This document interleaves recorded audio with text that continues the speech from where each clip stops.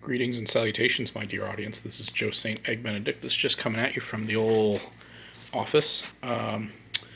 We want to give a shout out to my pal Mike and to all the visionaries and mystics out there. Thank you for joining me today. Today, I am going through some books that I am getting rid of. Often we talk about books that we're getting, books that we're buying, but every now and then you need to practice the discipline of cleaning and decluttering. Books can become an idol. And it's good for you to go through your library if you collect books or you love books, to kind of go through those old books that you really don't need and don't use and find a way to share them with others, share them with the world.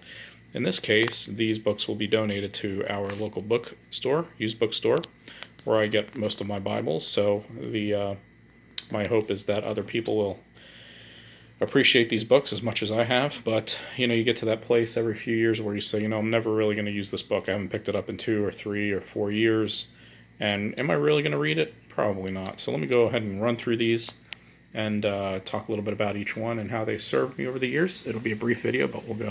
This is Keeping Holy Time, year, let's see, it's year A, as you can see. There are obviously 3 or 4 of these, year A, B, and C. Lectionary on the texts, going through the Revised Common Lectionary.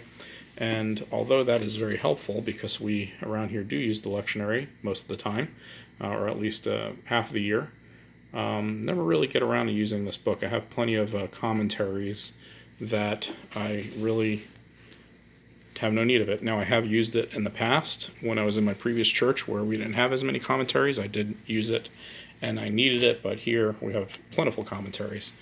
The next 2 books have come in handy. A while ago, there are 2 commentaries by Cecil Sherman. The Formations commentary, one on Psalms and through Malachi, and the other Genesis through Job. I picked these up a while ago and at a denominational meeting, and they're good. They're sermons on various parts of these books, but after a while, they don't really approach the kind of material that I'm looking for. So I haven't used these in about, golly, I'd say 3 or 4 years, so it's time to go. This is an old hymnal. I believe it's United Methodist, if I'm not mistaken. Let's see. Well, it's a inscription here is from a Presbyterian church. I must have picked this up at either a yard sale or somewhere, or maybe just around, let's see the date.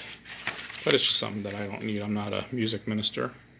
Copyright date is 1940, so it's just gonna go bye-bye, okay? Speaking of hymns, this is 100 Hymn Stories by Osbeck. It is inspiring factual backgrounds and experiences that promoted or prompted the writing of 101 selected favorite hymns. This is actually a great book. It's very fun to use in devotionals or Bible studies or sometimes in sermons. However, I have 2 copies of this book, so this is actually a book that I enjoy, but I don't need 2 copies. This is some Bible study that I picked up along the way. Won't You Be My Neighbor? I'm not really sure where I got it from, but as you can see, it's not something I've used, and it's probably just a sample material of small group Bible study that I really don't need. I was going to take a sabbatical next year. That's been canceled due to COVID, so I bought a few books on sabbaticals. This is Sabbaticals 101, A Practical Guide for Academics and Their Families. This turned out to be written more for scholars and professors of colleges, and it really didn't approach sabbaticals when it came to ministry, so it wasn't really as helpful. This is a book I picked up out of the library a while ago. I thought I'd like it, Office Christianity, but really what it is just a compendium of thoughts, just short, 200 to 300 word, or maybe more, 500 to 600 word essays about daily faith, and just really doesn't do anything for me. This is actually a pretty good book. Don't Quit Before You Finish by Jimmy Draper. It's written for pastors, just encouraging pastors to stick with it, and just helping to encourage those in ministry. When I read this, it was really helpful, and actually it did encourage me. It says there, most of the failures in leadership are self-inflicted. So it was actually a very encouraging book, and when I read it, I needed it, but I've moved on from that, so don't need it anymore. This is Returning to Holiness, Journey to Revival. It's kind of a workbook. Let me see here. Kind of a workbook kind of format. I've never picked it up, never read it. Maybe I've skimmed it, but truthfully, it's not anything that I'll ever use. This book, and I have some history. I actually got this in, if I'm not mistaken, undergraduate, possibly. It might have been my master's degree, but in undergraduate, in my religion degree, I took a Christianity and the Arts, which we talked about movies. So I'm not sure if I got it there, but in my master's program, part of the theology class talked about media and faith. But I'm pretty sure I got this in my undergraduate. However, I haven't looked at this in at least 15 years. And if it's really from undergraduate, that means it's 25 years old and doesn't need to be on my shelf. This book is actually recent. I got this in the last few years.